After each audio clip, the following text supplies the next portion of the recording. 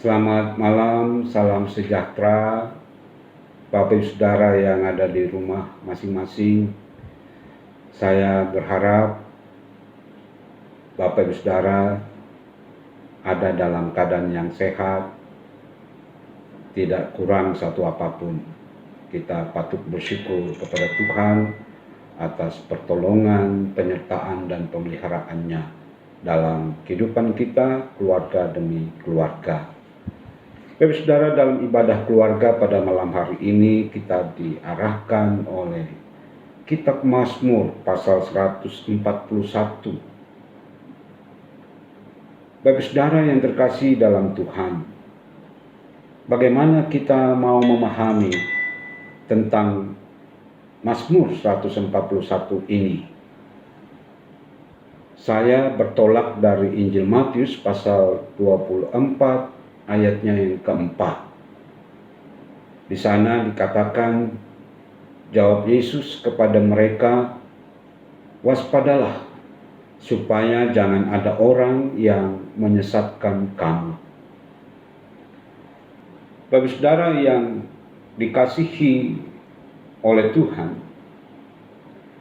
hal yang pertama-tama mau kita sadari adalah dalam kewaspadaan kita, memang hal-hal yang bertentangan dengan apa yang menjadi kehendak Tuhan itu membawa kita pada kesenangan tertentu. Tetapi di sisi lain kita akan menghancurkan hal-hal yang berasal dari Allah atau apa yang menjadi kehendak Allah. Kesadaran inilah yang juga menjadi dasar pemikiran dari pemazmur dalam bacaan kita. Oleh sebab itu, Bapak Saudara yang dikasihi dalam Tuhan, dari doa pemazmur ini ada beberapa hal yang menjadi catatan penting buat kita. Yang pertama, Bapak Saudara, adalah bahwa kita diciptakan sesungguhnya untuk hidup dalam kehidupan doa. Jadi sekali lagi Bapak Saudara, bahwa kita diciptakan oleh Allah untuk hidup dalam kehidupan doa. Yang saya ingin katakan adalah bahwa bukan berarti bahwa Tuhan menciptakan kita untuk hari-hari kita hanya berdoa, setiap detik kita berdoa, bukan itu maksud saya. Tetapi yang saya ingin katakan adalah bahwa kita diciptakan oleh Tuhan agar kita ada di dalam relasi dengan Allah, ada di dalam hubungan dengan Allah, di dalam menjalani kehidupan kita. Yang kita sadari bahwa dalam kehidupan kita penuh dengan tantangan, penuh dengan problem kehidupan, baik itu personal maupun dalam kehidupan berumah tangga atau berkeluarga. Lalu bagi saudara yang terkasih dalam Tuhan, yang kedua yang mau kita sadari juga adalah bahwa kalau kita diciptakan untuk hidup dalam kehidupan doa, bahwa di dalam doa yang kita selalu panjatkan kepada Tuhan, kiranya itu tidak lebih dari sekedar keinginan. Seringkali tanpa kita sadari, dalam doa-doa kita adalah ya sekedar apa yang kita inginkan. Tetapi seharusnya doa itu adalah suara iman yang diarahkan kepada Tuhan. Seperti doa pemazmur. Oleh karena imannya dia tidak mau terjebak oleh ajakan-ajakan yang berakhir pada kejahatan atau bertentangan dengan kehendak Allah. Itu sebabnya sekali lagi Bapak Saudara, doa itu harusnya adalah suara iman kita yang diarahkan kepada Tuhan.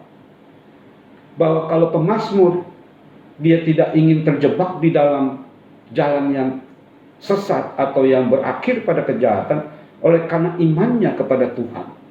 Jadi doa sekali lagi itu seharusnya menjadi suara iman, bukan sekedar untuk menyampaikan apa yang menjadi keinginan kita.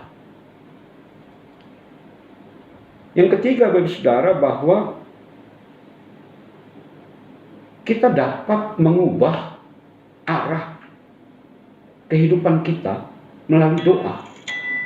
Seperti apa yang dilakukan oleh pemazmur. Bahwa kalau dia sekedar mengikuti nasihat-nasihat orang lain, yang sekali lagi dia tahu bahwa nasihat-nasihat itu berujung pada kejahatan, dia akan terjebak, dia akan tersesat.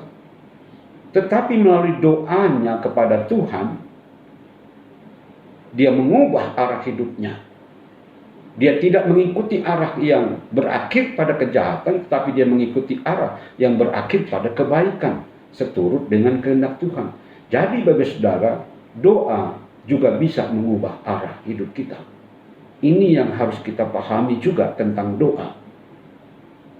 Lalu bagi saudara yang terkasih dalam Tuhan, yang keempat, bahwa di dalam doa, kita seharusnya tidak berdoa agar Tuhan ada di pihak kita.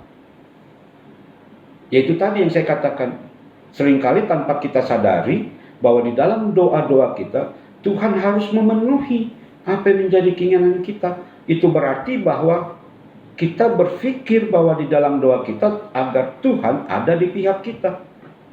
Sekali lagi mengikuti apa yang menjadi keinginan kita. Tetapi seharusnya bagi saudara, doa-doa kita yang kita panjatkan kepada Tuhan supaya kita ada di pihak Tuhan. Jadi jangan dibalik. Supaya Tuhan ada di pihak kita. Jadi sekali lagi seharusnya doa-doa kita adalah supaya kita ada di pihak Tuhan. Itu sebabnya tadi dikatakan bahwa di dalam doa kita itu adalah suara iman kita kepada Tuhan.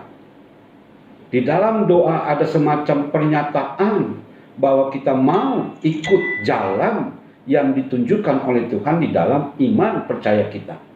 Jadi sekali lagi bagi saudara, di dalam doa-doa kita adalah sekali lagi bukan supaya Tuhan ada di pihak kita, tetapi sebaliknya supaya kita ada di pihak Tuhan. Lalu Bapak Saudara yang terkasih dalam Tuhan, berikutnya bahwa doa seharusnya bukan sekedar perbuatan. Artinya berdoa itu juga adalah sebuah perbuatan, sebuah perilaku, dapat dikatakan begitu. Tetapi sekali lagi bahwa kalau dikatakan doa seharusnya bukan sekedar perbuatan, doa itu seharusnya menjadi sikap hidup kita. Bagaimana pemazmur meminta kepada Tuhan agar dia tidak terjebak dalam ajakan yang berakhir pada perbuatan yang jahat, itu karena dia menentukan sikapnya. Dan sikap yang dia tentukan itu jugalah yang dia akan lakukan. Jadi sekali lagi doa bukan hanya sebuah perbuatan, tetapi menjadi sikap hidup kita. Itu sebabnya Bapak Saudara, kalau kita tidak punya sikap, jangan kita menyatakan sesuatu kepada Tuhan. Karena ketika di dalam Tuhan kita harus melakukan apa yang benar, tetapi sikap kita tidak mau pada jalan yang benar, bagaimana mungkin itu terjadi? Jadi sebelum berdoa, kita harus punya sikap. Saya mau kemana? Apa yang mau saya buat? Di dalam doa itu, apa yang kita mau buat, itu seturut dengan apa yang menjadi kehendak Tuhan. Yang tadi dikatakan bahwa supaya kita ada di pihak Tuhan. Bapak Saudara yang terkasih dalam Tuhan, bahwa kita harus berdoa dalam masa-masa kesukaran. Kalau tidak, kita akan kehilangan iman. Jadi sekali lagi Bapak Saudara, ketika kita punya persoalan dalam hidup ini, ketika kita punya tantangan yang besar, Anjurannya adalah datanglah kepada Tuhan. Kalau kita tidak datang kepada Tuhan dan kita mencoba untuk menyelesaikan sendiri persoalan kita, kita bisa kehilangan iman percaya kita kepada Tuhan. Karena apa? Karena kita merasa bahwa kita mampu menyelesaikan persoalan hidup kita. Tapi Bapak Saudara, saya ingin ingatkan, ada hal-hal dalam hidup kita tidak mampu menyelesaikannya. Itu sebabnya ketika kita menghadapi kesukaran sebesar apapun, datanglah kepada Tuhan. Sama dengan pemazmur, dia datang kepada Tuhan agar dia mampu menentukan, menjalani sikap terhadap pergumulan, persoalan yang dihadapi. Kemudian Bapak Saudara, kita harus berdoa, bukan saja di dalam masa-masa kesukaran, tetapi juga kita berdoa di mana kita merasakan hidup yang nyaman, atau ketika kita ada dalam sebuah kemakmuran, kita juga harus berdoa. Mengapa? Kalau kita tidak berdoa, yang dikhawatirkan Bapak Saudara, bahwa kita akan menjadi orang-orang yang tinggi hati. Dikhawatirkan kita akan menjadi orang-orang yang sombong. Bukan saja di hadapan manusia, tapi kita juga menjadi tinggi hati, menjadi sombong di hadapan Allah.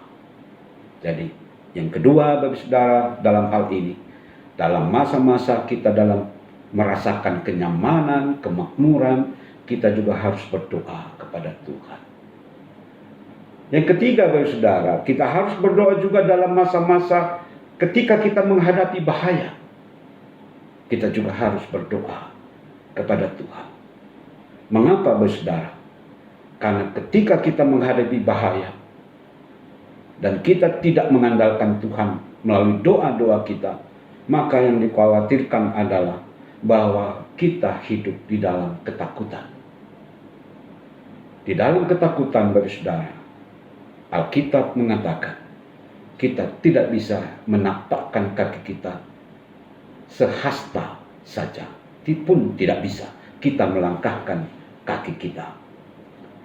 Atau bukan saja ketakutan, tapi kita akan hidup dipenuhi dengan keraguan-raguan karena kita tidak meminta pertolongan Tuhan di saat-saat kita ada dalam sebuah ancaman atau bahaya. Terakhir Bapak Saudara yang terkasih dalam Tuhan, kita harus berdoa juga pada masa-masa yang aman, tentram. Karena kalau kita tidak berdoa di masa-masa yang aman atau tentram, maka yang dikhawatirkan adalah bahwa kita akan bergantung pada diri sendiri. Jadi, apa yang dilakukan oleh pemazmur ketika dia diperhadapkan dengan ajakan untuk melakukan yang sesat dan berakhir pada yang jahat, dia berdoa kepada Tuhan supaya dia tetap pada iman percayanya kepada Tuhan, supaya dia tidak menjadi tinggi hati, supaya dia tidak hidup di dalam ketakutan atau keraguan-raguan, dan dia tidak ingin bergantung pada dirinya sendiri, tapi dia mau bersandar kepada Tuhan. Inilah ajakan dan inilah teladan yang diberikan pemazmur di dalam kita menjalani hidup ini dengan segala pergumulan dan tantangan yang harus dihadapi dan harus dijalani. Kiranya firman ini memberikan kekuatan dan menuntun kita agar hidup yang dianugerahkan oleh Allah kita pakai di dalam hidup yang berdoa. Tuhan memberkati kita. Amin.